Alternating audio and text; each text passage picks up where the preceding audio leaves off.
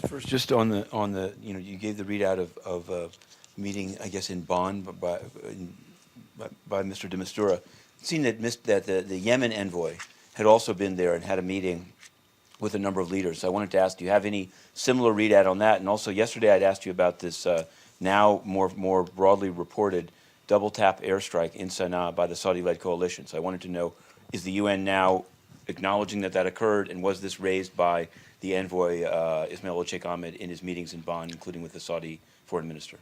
We actually expect, hopefully in the coming minutes, it wasn't ready just in time for noon, to have a statement by the humanitarian coordinator for Yemen, Jimmy McGoldrick, concerning this attack in Yemen and his concerns. I'm waiting for the language, and hopefully if it's ready while this is ongoing, I'll be able to read that. I don't have anything right now concerning the special envoy's dialogues.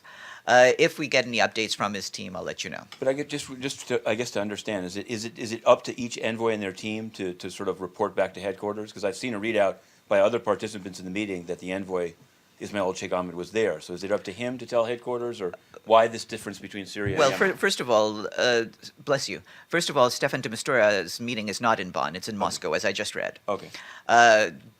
They're in completely different cities doing completely different things. Sure, but why is one reported and the other one not reported? If you met with Rex Tillerson and others about Yemen, why is there no readout from here? Well, first of all, each envoy does provide periodic readouts when they believe it is best to do so. Once we get it from them, we'll share it with you. Yes. During the meeting between the Secretary General and the Secretary General of the Arab League, Ahmed Abul Ghait, what issues they discussed together? Did the issue of the siege of Gaza, was it discussed? Did they talk about the two-state solution and how it is endangered now, or what other issues they discussed? What my colleague who was traveling there in Cairo, Stefan has said, is that they talked about pressing issues in the region. You can make of that what you will. Any others? Then back to you. Okay, I wanted to ask about a couple of questions on Burundi. One, I'd asked, and thanks for what your office emailed yesterday. Since then, it's, the government itself has said it's not going to participate.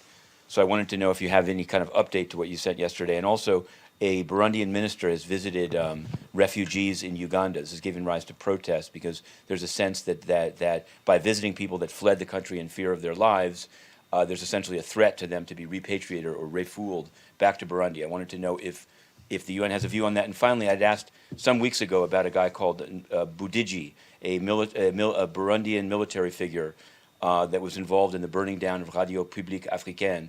And it's again reported by Radio Publique Africaine that this Nicolas Budigi is part of UN CAR. So, the UN mission in the Central African Republic. And so Stefan had said he'd look into it. I wanted to know, have you found out that whether or not, can you confirm that the guy is there? And if not, what does it say about the vetting that's being conducted by DPKO?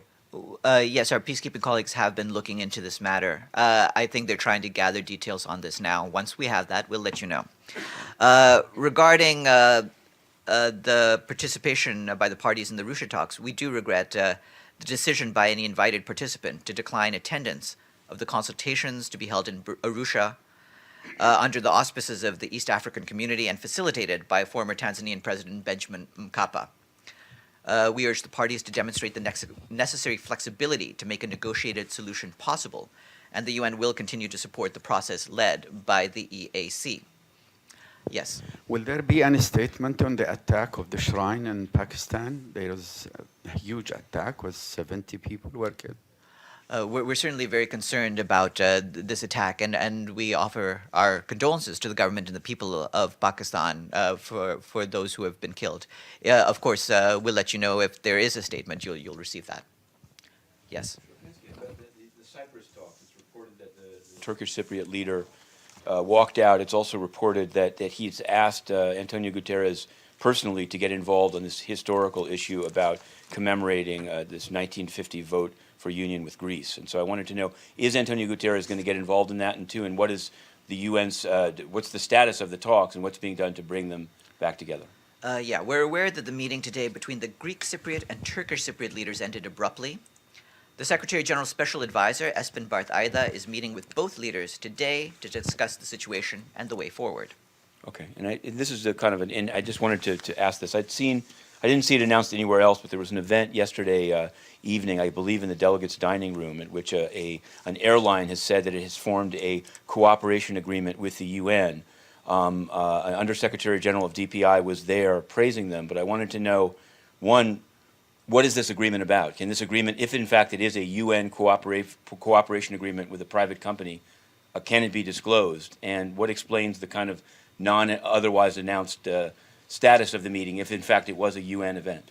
I think you need to get me further details so that I can look into this. It's I'm not in aware Xinhua. of any. It's reported in Xinhua, so you can just Google Gayach and airline, and you'll get it. Well, send me the story, and I'll Okay. see what we can do.